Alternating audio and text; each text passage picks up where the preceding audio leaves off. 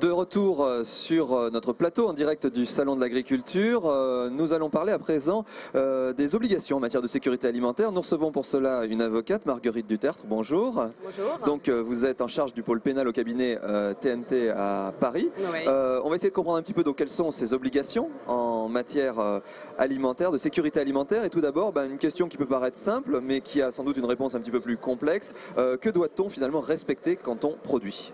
Alors déjà, je tiens à préciser que l'obligation de sécurité alimentaire s'impose à tous les agents de la chaîne pénale.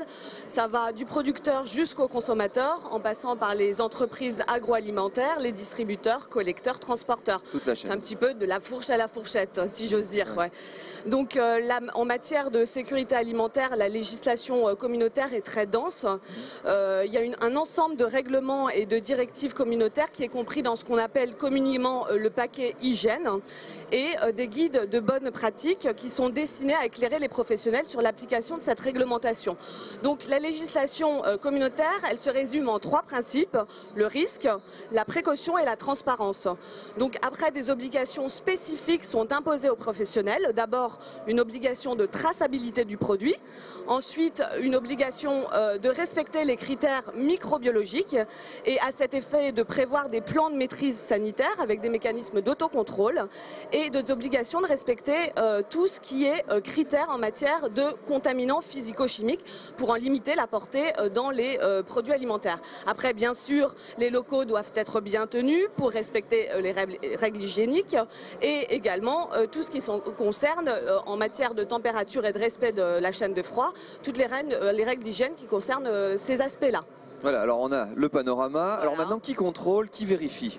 Alors, c'est la direction générale de l'alimentation qui contrôle l'application de cette réglementation assez complexe par les professionnels. Donc ça se fait à 3 niveaux. D'abord, elle vérifie que les locaux respectent bien les règles d'hygiène.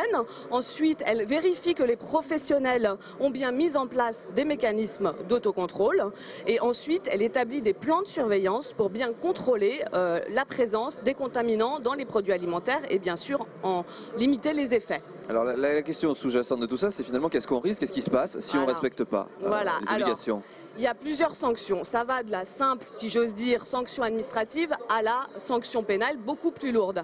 Alors les sanctions administratives, elles ont cours lorsque le professionnel n'a pas prévu des mécanismes d'autocontrôle ou que ces mécanismes d'autocontrôle sont insuffisants. Dans ces cas-là, ça va de la saisie de la denrée alimentaire jusqu'à la fermeture de l'établissement. Il y a aussi des sanctions civiles qui sont prévues lorsque le distributeur ou le consommateur se retourne civilement contre le producteur et demande des dommages et intérêts pour manquement à l'obligation de sécurité, et les sanctions pénales qui là sont beaucoup plus sévères. En cas de falsification ou tromperie sur le produit, là les sanctions prévues peuvent aller jusqu'à 2 ans de prison et 37 000 € d'amende. En cas d'homicide et de blessure involontaire, parce que c'est quand même très sérieux, là dans ces cas-là les peines de prison peuvent aller jusqu'à 3 ans de prison et 45 000 € d'amende. Et en cas de délit de mise en danger d'autrui, quand on fait courir un risque en manquant à cette obligation de sécurité à la santé de l'homme. Dans ces cas-là, les peines de prison vont d'1 an à 15 000 € d'amende. Voilà, on voit que les peines peuvent être importantes. C'est fréquent, c'est très rare c'est assez fréquent, mais juste avec les crises alimentaires qui ont eu cours, de toute façon, là, il y a un contrôle qui est très rigoureux. Donc les professionnels doivent être très scrupuleux, vu les risques qu'ils encourent et qu'ils font surtout encourir aux consommateurs et à la population. Donc la sécurité alimentaire fait que... Voilà, exactement. La sécurité alimentaire, c'est vraiment l'affaire de tous. Il faut vraiment être très vigilant. Très bien. Merci beaucoup pour ce message. Merci. Je rappelle donc que vous êtes avocate au cabinet TNT. Merci.